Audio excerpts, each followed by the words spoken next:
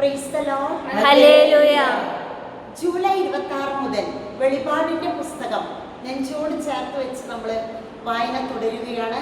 എല്ലാ മക്കളും Carmel റൂഹാ ministry കുടുംബാംഗങ്ങൾ ഇതിൽ പങ്കെടുത്ത് പ്രതീക്ഷയുടെയും വിജയത്തിൻ്റെയും വിശ്വാസത്തിൻ്റെയും സ്നേഹത്തിൻ്റെയുമായ ഈ വെളിപാടിന്റെ പുസ്തകം നമ്മുടെ ജീവിതവുമായി നമുക്ക് അഭേദ്യമായ ബന്ധമുണ്ടെന്ന് നമ്മൾ മനസ്സിലാക്കാണ്.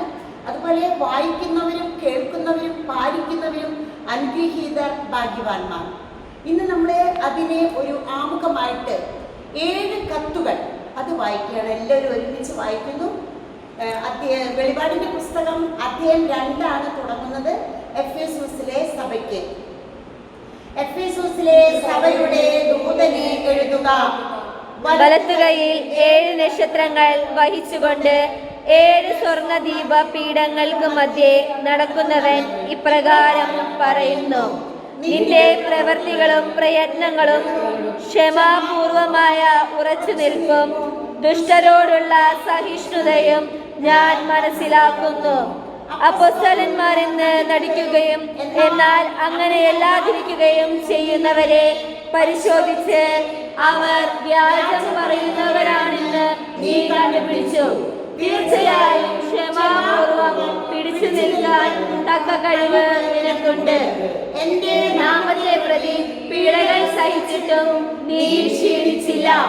എങ്കിലും നിനക്കെതിരെ എനിക്കൊന്നും പറയാനുണ്ട്. നിനക്ക് ആദ്യം ഉണ്ടായിരുന്ന സ്നേഹം നീ കൈവെടിഞ്ഞു. അതിനാൽ നീ ഏതവസ്ഥയിൽ നിന്നാണ് അത് തിരിച്ചെന്ന് ചിന്തിക്കുക.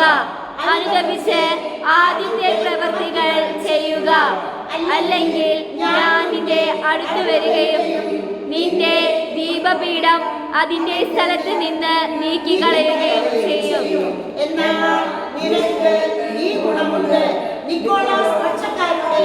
ചെയ്തികൾ നീ വെറുക്കുന്നു, അവ ഞാനും വെറുക്കുന്നു. ആത്മാവ് സഭകളോട് അരുൾ ചെയ്യുന്നത് ചെവിയുള്ളവൻ കേൾക്കട്ടെ. വിജയം വരിക്കുന്നവന് ദൈവത്തിന്റെ പറുദീസയിലുള്ള ജീവവൃക്ഷത്തിൽ നിന്ന് ഞാൻ ഭക്ഷിക്കാൻ കൊടുക്കും. അടുത്തതായി സ്മിർനയിലെ സഭയ്ക്ക്. സഭയുടെ ദൂതനെ എഴുതുക. ആദിയും അന്തയുമായവൻ, മരിച്ചവനും എന്നാൽ വീണ്ടും ജീവിക്കുന്നവനുമായവൻ പറയുന്നു: നിന്റെ ഞെരുക്കവും ദാരിദ്ര്യവും എനിക്കറിയാം. എങ്കിലും നീ സമ്പന്നനാണ്. യഹൂദരെന്ന് അവകാശപ്പെടുകയും എന്നാൽ അങ്ങനെയല്ലാതെ സാത്താന്റെ സിനഗോഗായി വർത്തിക്കുകയും ചെയ്യുന്നവരുടെ ദോഷാരോപണങ്ങളും ഞാൻ അറിയുന്നുണ്ട്. നീ ഉടനെ സഹിക്കാനായിരിക്കുന്നവയെ ഭയപ്പെടരുത്. നിങ്ങളിൽ ചിലരെ പിശാച് തടവിലിടാനിരിക്കുന്നു. അത് നിങ്ങൾ പരീക്ഷിക്കപ്പെടുന്നതിനാണ്. 10 ദിവസത്തേക്ക് നിങ്ങൾക്ക് ഞെരുക്കമുണ്ടാകും. മരണം വരെ വിശ്വസ്തനായിരിക്കുക. ജീവന്റെ കിരീടം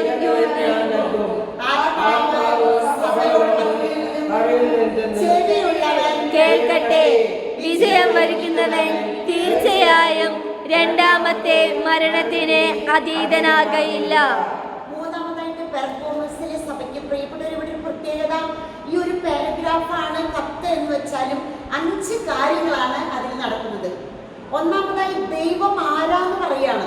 നമുക്കൊരു 7 നക്ഷത്രങ്ങളും ദീപപീഠമുള്ളവനും ഇടക്കച്ചയൊക്കെ പറഞ്ഞിട്ട് ദൈവം ആരാന്ന് ആദ്യം വെളിപ്പെടുത്തുന്നു രൂപം. അത് കഴിഞ്ഞതിന് ശേഷം ഈ സഭകളിലെ നമ്മളിലെ നന്മകൾ എടുത്ത് പറയാണ്. നീ ഒരുപാട് പിടിച്ചു നിന്നു അങ്ങനെയൊക്കെ.